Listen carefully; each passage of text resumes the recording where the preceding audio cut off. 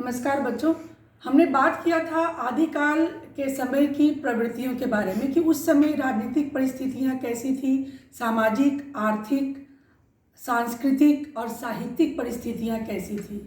अब हम आज बात करेंगे कि आदिकाल की प्रमुख प्रवृत्तियां क्या थी, यानी उस समय जो रचनाएं हुई। आदिकाल का मतलब है हमारे लिए, चूंकि हम हिंदी साहित्य का इतिहास पढ़ रहे हैं, तो आदिकाल का मतलब है कि उसके अंतर्गत जो रचनाएं हुई उसका चेहरा कैसा था, यानी उसका विषय कैसा था, उसका कलेवर कैसा था, तो उसको हम प्रवृत्तियां कहते हैं। अगर ये पूछा जाए कि आदिकाल के रचनाओं की विशेषताएं क्या थी, तो भी ये सारे पॉइंट ही उसमें आएंगे। पहली बात है कि वीर रसात्मक प्रवृत्ति, दूसरी बात श्रृंगार रसात्मक प्रवृत्ति, तीसरी चरित्र वर्णनात्मक प्रवृत्ति, फिर उच्च आदर्श का अभाव था, चरित्र काव्य का सृजन हुआ और प्रबंधात्मक प्रवृत्ति थी। तो आज कुछ पॉइंट पर आज हम चर्चा करेंगे और फिर मैं आप सबों को नोट्स भी इस पर लिखे हुए कुछ भेज दूंगी।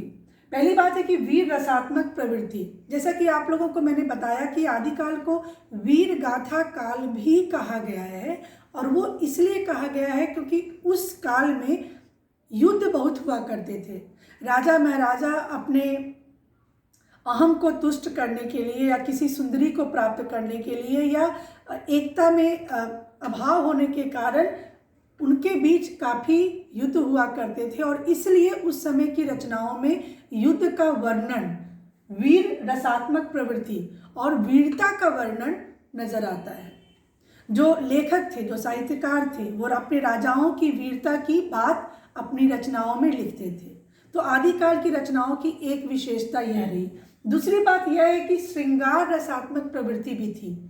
अब आप बोलोगे कि युद्ध एक तरफ है और श्रृंगार एक तरफ। श्रृंगार क्या है? श्रृंगार जो भाव है वो प्रेम से संबंधित है, संजोग है, वियोग है, प्रेम है, एक कोमल भावना श्रृंगार है।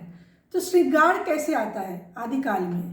दरअसल जो युद्ध हुआ करते थे वो समाज के हित के लिए या देश के हित के लिए नहीं हुआ करते थे, बल्कि कभी कभी युद्ध ऐसे भी हुए जिसमें किसी सुंदरी को प्राप्त करने के लिए, किसी युवती को, किसी राजकुमारी को पाने के लिए या कोई स्वयंवर में जीतने के लिए राजा आपस में युद्ध कर बैठते थे। तो उस सब बात के वर्णन के लिए या राजकुमारी के सौंदर्य के वर्णन के लिए जो कवि होते थे, जो लेखक होते थे, वो श्रृंगार से संबंधित रचनाएं भी करते थे।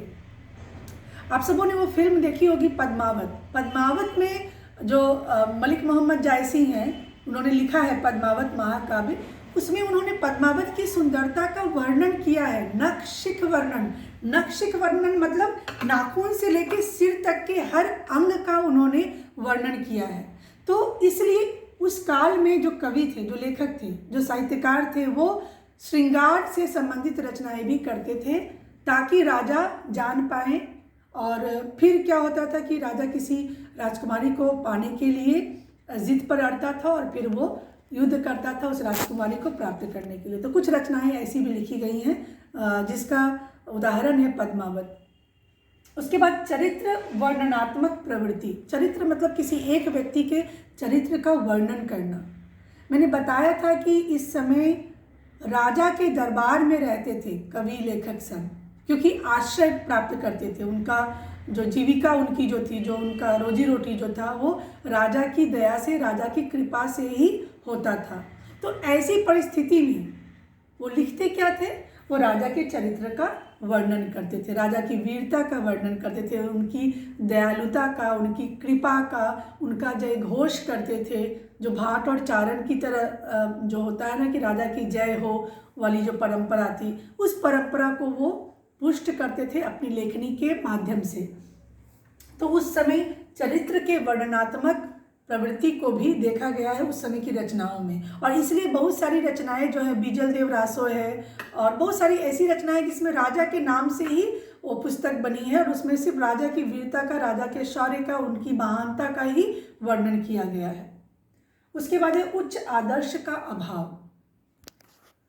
लेखनी में हमेशा एक आदर्श होना चाहिए, एक उद्देश्य होना चाहिए। समाज के हित की बात करे लेखनी, देश की परंपरा की बात करे, देश के इतिहास की बात करे, पर उस समय की लेखनी में ये बात नहीं थी। उस समय की लेखनी क्या करती थी? वीरता की बात, वीरता में भी राजा की वीरता, युद्ध का वर्णन, श्रृंगार यानी प्रेम का वर्णन। तो एक आदर्श जो होना चाहिए किसी भी रचना में, किसी भी साहित्य में, वो उस काल की रचनाओं में, साहित्य में दिखाई नहीं देता था। तो कहीं ना कहीं वो जो साहित्य था वो बात नहीं कर रहा था जिस बात के लिए साहित्य को और साहित्यकारों को जाना जाता है। सो उच्च आदर्श का अभाव उस तरह के, उस समय के साहित्य में देखा गया। फिर चरित्र काव्य का सृजन हुआ। ये इसी तरह की बात है कि किसी राजा के एक चरित्र को लेकर और उनके ऊपर आधारित काव्य को बनाया गया। और प्रबंधात्मक प्रवृत्ति थी, मतलब बड़ी बड़ी पुस्तकें लिखी जाती थी। प्रबंध मतलब बिल्कुल ही विस्तार से जो रचनाएं हुई, जो महाकाव्य रचे गए वो आदिकाल में रचे गए। जैसे मैंने भी जिक्र किया पद्मावत का, वो महाकाव्य है। महाकाव्य क्या होता है? जिसमें बहुत सारे सर्ग होते हैं, बहुत सारी घटनाएं होती हैं, बहुत सारे खंड होते हैं, तो वो एक विस्तृत रूप होता है रचनाओं का। तो ये सारी प्रवृत्तियाँ थी आदिकाल की जो उस समय की रचनाओं में देखी गई। धन्यवाद।